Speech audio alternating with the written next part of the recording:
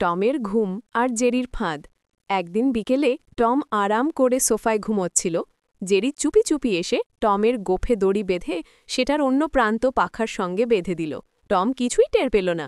হঠাৎ জেরি পাখা চালিয়ে দিল। টমের গোপ টান খেয়ে টম চেঁচিয়ে উঠল, মিয়াও। জেরি তখন দৌড়ে নিজের গর্তে ঢুকে হাসতে লাগল, হা হা হা।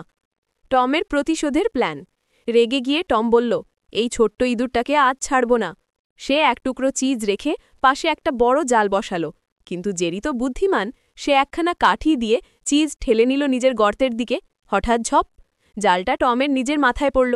জেরি গর্ত থেকে উকি দিয়ে বলল, ধরা পড়লে টম ভাই। শান্তি না দুষ্টুমি?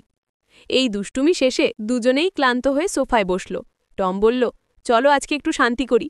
জেরি হেসে বলল, শান্তি মানে একটু ঘুম, তারপর আবার দুষ্টুমি শুরু।